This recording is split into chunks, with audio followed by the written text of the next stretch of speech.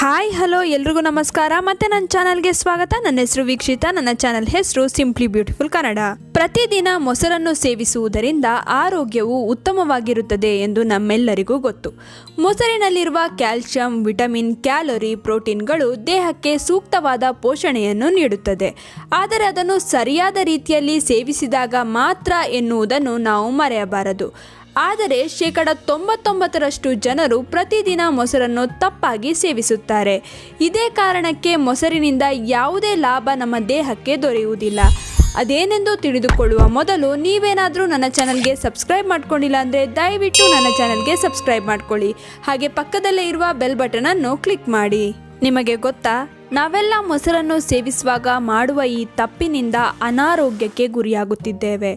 ನೆಗಡಿ, ಜ್ವರ, ಅಸ್ತಮ, ತ್ವಚೆಯಲ್ಲಿ ಕಿರಿಕಿರಿ, ಕೂದಲು ಉದುರುವ ಸಮಸ್ಯೆ, ಮಲಬದ್ಧತೆ, ಹೊಟ್ಟೆ ಉಬ್ಬರ, ಪಿತ್ತ, ಕಫದಂತಹ ಸಮಸ್ಯೆಗಳನ್ನು ಅನುಭವಿಸುತ್ತಿದ್ದೇವೆ.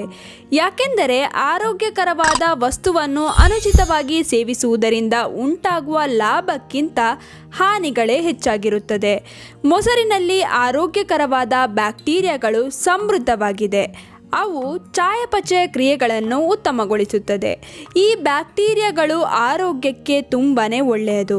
ಆದರೆ ನಾವು ಮಾಡುವ ಮುಖ್ಯ ತಪ್ಪೇನೆಂದರೆ ಈ ಬ್ಯಾಕ್ಟೀರಿಯಾಗಳು ನಶಿಸಿ ಹೋದ ನಂತರ ಈ ಮೊಸರನ್ನು ಸೇವಿಸುತ್ತೇವೆ. ಹೇಗೆ ಗೊತ್ತಾ? ನಾವೆಲ್ಲ ಮೊಸರನ್ನು ಹಾಗೆ ಸೇವಿಸುವುದಿಲ್ಲ. ಅದರ ರುಚಿಯನ್ನು ಹೆಚ್ಚಿಸಲು ಉಪ್ಪನ್ನು ಸೇರಿಸಿ ಸೇವಿಸುತ್ತೇವೆ. ಈ ವಿಧಾನ ತಪ್ಪು. ಯಾಕೆಂದರೆ ಉಪ್ಪನ್ನು ತಯಾರಿಸುವಾಗ ಸಾಕಷ್ಟು ರಾಸಾಯನಿಕ ವಸ್ತುಗಳನ್ನು ಸೇರಿಸಿ ತಯಾರಿಸಲಾಗುತ್ತದೆ. ಇದನ್ನು ಮೊಸರಿಗೆ ಹಾಕಿದ ತಕ್ಷಣ ಇದರಲ್ಲಿರುವ ದೇಹಕ್ಕೆ ಬೇಕಾಗಿರುವಂತಹ ಒಳ್ಳೆಯ ಬ್ಯಾಕ್ಟೀರಿಯಾಗಳು ಸತ್ತು ಬಿಡುತ್ತದೆ. ಇಂತಹ ಮೊಸರನ್ನು ಸೇವಿಸುವುದರಿಂದ ಯಾವುದೇ ಲಾಭವು ನಮ್ಮ ದೇಹಕ್ಕೆ ದೊರೆಯುವುದಿಲ್ಲ.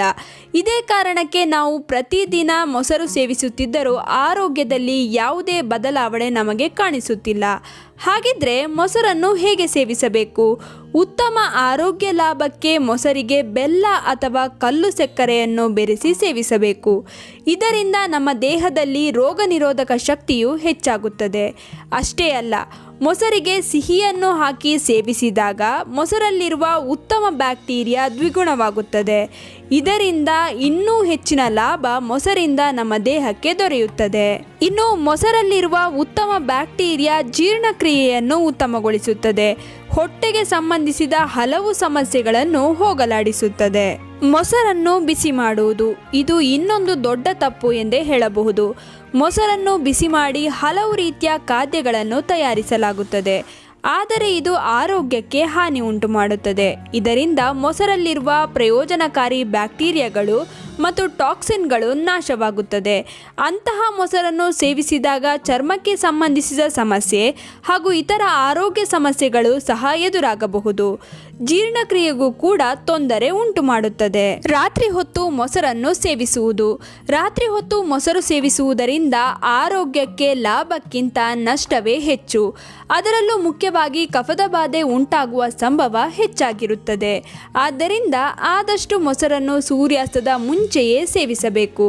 ಸೂರ್ಯಾಸ್ತದ ನಂತರ ಮೊಸರಿನ ಸೇವನೆ ಆರೋಗ್ಯಕರ ಪದ್ಧತಿಯಲ್ಲ. ನೋಡಿದ್ರಲ್ಲ, ಇವೆಲ್ಲವನ್ನು ಗಮನದಲ್ಲಿಟ್ಟುಕೊಂಡು ಸೇವಿಸಿದರೆ ಆರೋಗ್ಯಕ್ಕೆ ಅನೇಕ ಲಾಭ ಮೊಸರಿನಿಂದ ದೊರೆಯುತ್ತದೆ. ಇದು ನಮ್ಮ ದೇಹದಲ್ಲಿರುವ ವಾತ, ಪಿತ್ತ ಹಾಗೂ ಕಫವನ್ನು ಸಮತೋಲನದಲ್ಲಿಡುತ್ತದೆ. ಇವುಗಳಿಗೆ ಸಂಬಂಧಿಸಿದಂತೆ ಯಾವುದೇ ಆರೋಗ್ಯ ಸಮಸ್ಯೆ ಉಂಟಾಗದಂತೆ ನೋಡಿಕೊಳ್ಳುತ್ತದೆ. ಇನ್ನು ಈ ವಿಡಿಯೋ ನಿಮ್ಮೆಲ್ಲರಿಗೂ ಇಷ್ಟ ಆಗಿರುತ್ತೆ ಅಂತ ಅಂದ್ಕೊಂಡಿದ್ದೀನಿ. ಹೇಗನ್ನಿಸ್ತು ಅಂತ ಕಮೆಂಟ್ ಸೆಕ್ಷನಲ್ಲಿ ತಿಳಿಸೋದನ್ನ ಮರಿಬೇಡಿ. ಆದಷ್ಟು ಈ ವಿಡಿಯೋನ ನಿಮ್ಮ ಫ್ರೆಂಡ್ಸ್ ಹಾಗೂ ಫ್ಯಾಮಿಲಿ ಜೊತೆ ಶೇರ್ ಮಾಡ್ಕೊಳ್ಳಿ. ಹಾಗೆ ಲೈಕ್ ಮಾಡೋದನ್ನ ಮರಿಬೇಡಿ. ಹೀಗೆ ಪ್ರೋತ್ಸಾಹ ಕೊಡ್ತಾ ಇರಿ. ಪ್ರೋತ್ಸಾಹ ಕೊಡ್ತಿರೋ ನಿಮ್ಮೆಲ್ರಿಗೂ ತುಂಬಾನೇ ಥ್ಯಾಂಕ್ ಯು.